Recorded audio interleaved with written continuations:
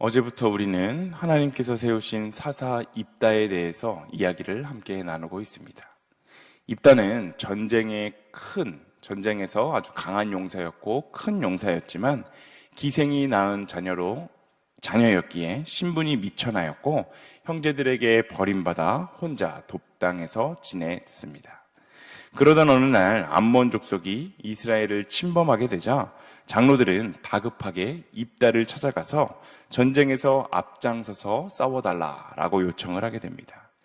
인간의 잣대로는 보잘것이 없어 가족들에게 버림받아 홀로 쓸쓸히 살아가던 존재였지만 하나님께서는 그의 중심에 있었던 그 믿음을 보시고 그를 사사로 세우셔서 그를 통해 이스라엘을 구원하고자 하십니다.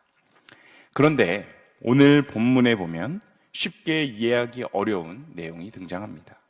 그것은 입다의 서원인데 본문 30절과 31절을 우리가 함께 읽어보도록 하겠습니다. 함께 읽습니다.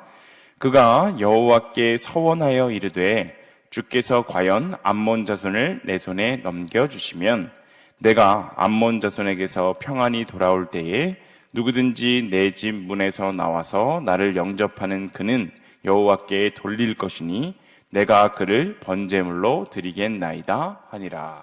아멘. 지금 입다는 하나님께 암몬 자손과의 그 전쟁에서 이기게만 해주시면 전쟁에서 이기고 돌아올 때에 내 집에서 나를 첫 번째로 환영하여 영접하는 자, 즉 사람을 번제물로 드리겠다라고 인신제사 서원을 하고 있습니다. 이 이야기는 사실 너무 황당하기도 하고 또 받아들이기가 쉽지 않은데, 그래서 제가 정말 많은 주석서들을 확인해 보았는데 주석서들마다 각기 다른 해설을 해둔 것을 보게 되었습니다. 성경은 분명 입다가 자신의 집에서 자기를 처음으로 영접하는 그를 여호와께 번제물로 드리겠다라고 인신제사를 지금 말하고 있는데, 이 이야기가 너무 불편하기 때문에 어떠한 학자들은 순화된 해석을 하기도 했습니다. 예를 들면 입다가 누구든지 내 집에서 가장 먼저 나를 맞으러 오는 자라고 했을 때 그 대상은 사람이 아니라 동물을 염두에 두었으리라 라는 것입니다. 하지만 이러한 해석을 받아들이기가 어려운 것은 소나 양을 잡아서 번제를 드리는 것, 이것은 당시에는 너무나도 당연한 것이었기 때문에 소나 양이 전쟁에서의 승리를 그 담보로 한 서원의 제물이 된다라는 것은 어색합니다. 또 하나의 해석은 입다가 사용한 이 번제라는 것이 실제로 태우는 것이 아니라 상징적인 혹은 비유적인 단어다라고 이야기하는 것을 보았습니다. 이 말이 무슨 말이냐면 입다의 딸은 실제로 번제물로서 불에 타서 죽은 것이 아니라 하나님께 바쳐져서 성막에서 봉사하며 처녀로 결국 늙어 죽게 되었다라는 것입니다. 그러나 저는 이러한 해석에도 동의하기가 어려웠는데, 왜냐하면 본문을 보았을 때 입다의 딸이 처녀로 늙어 죽었다라고 해석할 만한 여지가 전혀 보이지 않기 때문입니다. 오히려 번제로 죽었다라는 것이 더 자연스러웠는데, 구약에서 번제라는 단어, 이 단어가 250회 정도 등장하게 되는데 모든 경우에 문자 그대로 제물을 태우는 실제 제사를 뜻했지 단 한 번도 번제라는 단어를 상징적이나 비유적으로 사용한 적이 한 번도 없었습니다. 물론 하나님의 말씀인 성경은 절대 불변의 진리이지만 이에 대한 인간의 해석은 완벽하지 않기 때문에 우리가 이렇게 다른 견해들도 모두 존중해야 하지만 오늘은 어찌 보면 불편하고 불쾌하기까지 한 이 이야기를 성경이 말하고 있는 그대로 직시하고 해석해 보고자 합니다. 오늘 본문의 입다의 서원은 사람을 번제로 드리겠다라는 서원이었고, 그의 딸이 그 서원에 해당이 되자 마음이 너무나도 괴로웠지만 결국 그는 실제로 딸을 번제로 바쳤습니다. 즉 그의 딸은 입다에 의해서 하나님께 번제로, 즉 불에 태워서 바쳐진 그 제물이 되었다라는 것이 오늘 본문의 이야기입니다. 입다는 사람을 제물로 바치겠다는 그 무서운 서원, 이 말도 안 되는 서원을 하나님 앞에 하게 됩니다. 물론 사람을 제물로 바치는 이 행위는 하나님이 철저하게 정죄하셨었던 그 가나안 이방 족속들의 풍습이었고, 이스라엘은 이러한 풍습을 가증스럽게 여겨야 했음에도 불구하고 사사 입다는 사람을 제물로 바치겠다는 서원을 지금 하고 있는 것입니다. 어떤 성경학자들은 입다의 이러한 행동에서 입다의 불신앙을 찾아내려고 합니다. 즉, 입다는 믿음이 부족해서 이 전쟁의 승리를 확신하지 못했고, 사람을 제물로 바치는 그 번제를 수단으로 하나님과의 거래 혹은 하나님과의 협상을 했다라고 말하는 것입니다. 다시 말해서 전쟁의 승리를 확신할 수 없었고, 그 너무나도 불안한 마음에 하나님의 마음을 이렇게 잡고자 했던 것인데, 이 말은 입다는 처음부터 불신앙적인 태도를 가지고 있었다는 것이고, 이러한 불신앙에서 사람을 태워서 바치는 그 번제라는 가증스러운 수단을 선택했다라고 이야기하고 있는 것입니다. 그러나 이 부분에서 사실 입다의 불신앙을 찾아보기는 어렵습니다. 오히려 입다는 어제부터 우리가 함께 살펴보았지만 길르앗 장로들과 비교되어서 하나님 앞에 헌신한 그러한 사사로 등장하지 않습니까? 암몬 왕과의 대화에서 그는 매우 당당했고, 하나님을 철저하게 의지하면서 암몬 왕을 대적할 정도로 그는 하나님 앞에서 굉장히 충실했던 일꾼이었습니다. 그리고 이러한 말도 안 되는 서원을 행하기 전에 우리가 주목해 보아야 되는 것은 이미 주의 영이 입다에게 내렸었다라는 사실입니다. 본문 29절을 우리가 함께 읽어보겠습니다. 본문 29절입니다. 이에 여호와의 영이 입다에게 임하시니 입다가 길르앗과 므낫세를 지나서 길르앗의 미스베에 이르고 길르앗의 미스베에서부터 암몬 자손에게로 나아갈 때에. 아멘. 지금 말도 안 되는 그 서원, 인신제사 서원을 하기 전에 이미 여호와의 영이 입다에게 임했다라는 것을 우리는 알 수 있습니다. 사사기에서 대개 사사들에게 그 주의 영이 내릴 때 사사들은 엄청난 힘과 엄청난 용기를 얻게 되어서 적들을 향해 담대한 마음을 가지고 전쟁에서 승리할 수 있었던 것을 볼 때 입다의 서원을 불신앙으로 인한 하나님과의 거래라고 보는 것은 본문과의 맥락과는 맞지 않습니다. 오히려 입다의 서원은 하나님과의 거래가 아니라 하나님에 대한 감사 표현이었다라고 우리는 생각해 볼 수 있는데, 입다는 전쟁에서의 승리의 이유를 자신의 서원의 행위에 둔 것이 아니라 하나님께서 함께 하신다면 하나님이 함께 하시기에 이길 수 있을 것이다 라고 생각했고, 하나님의 함께 하심으로 이 전쟁에서 승리할 것을 분명 확신했습니다. 그래서 그 승리에 대한 감사의 표현으로, 물론 인신제사라는 것은 너무나도 잘못된 방법이었지만 이러한 번제 서원을 했다라고 우리는 볼 수 있는 것입니다. 그렇다면 오늘 본문에서 볼 때 입다의 문제는 과연 무엇이었을까요? 그는 분명 하나님에 대한 충성과 열심과 진정성이 있었던 사람이었지만 그런 신앙을 통제하고 올바른 방향으로 이끌어 나갈 신학적인 지식이 부족했다라는 것이 바로 오늘 입다의 문제였습니다. 사람을 제물로 불에 태우는 것, 이것이 하나님이 정죄하는 이방인들의 가증스러운 풍습이었음에도 입다는 그 사실을 몰랐습니다. 하나님은 결코 사람을 불에 태우는 제물을 원하시지도 않고 바라시지도 않는 분이십니다. 이러한 풍습은 구약의 전통에서 내내 정죄받는 이방인들의 풍습인데, 그런데 입다가 이러한 생각으로 하나님에게 진지하게 번제를 드리겠다고 서원한 것을 보면 입다의 신앙은 이방의 신앙에 깊이 물들었다라고 볼 수 있겠습니다. 즉 입다는 하나님이 정죄하던 그 가나안 족속들의 가증스러운 방식으로 하나님을 충성되이 섬기게 되었던 것입니다.